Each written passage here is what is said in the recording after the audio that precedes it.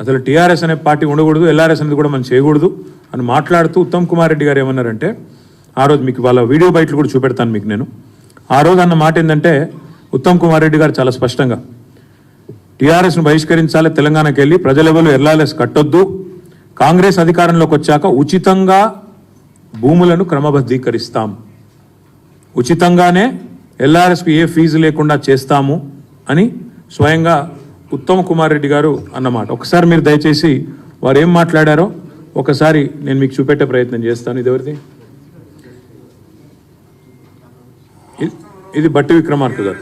Party సంబంధించిన నాయకత్వం కానీ రాష్ట్ర ప్రభుత్వం కానీ రాష్ట్ర ప్రజలపైన ఏదో రకంగా పెద్ద ఎత్తున పడి పన్నుల పేరు మీదనో లేదా ఇంకో దాని పేరు మీదనో వాళ్ళ రక్తాన్ని పీల్చాలనేటువంటి ఆలోచనతో రాష్ట్ర ప్రభుత్వం ఉంది. అన్ని రిజిస్ట్రేషన్లు ఆపి పెద్ద భయాందోళనకు గురి చేస్తా ఉన్నారు ఈరోజు రాష్ట్రంలో.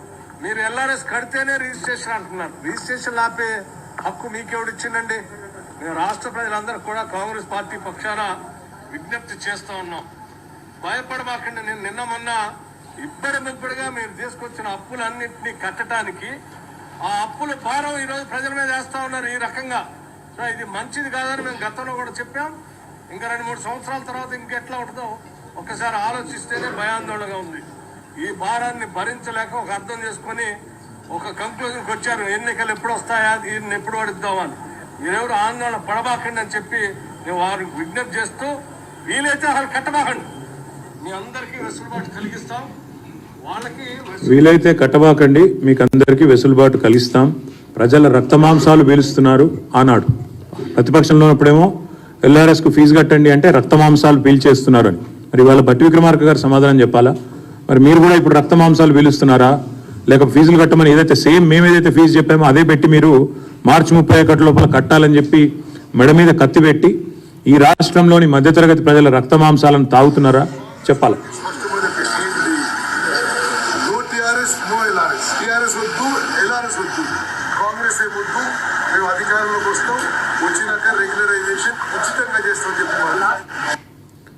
No TRS, no LRS. మేము కాంగ్రెస్ అధికారంలోకి వస్తాం, రాగానే ఉచితంగా, మళ్ళొకసారి వినండి, ఉచితంగా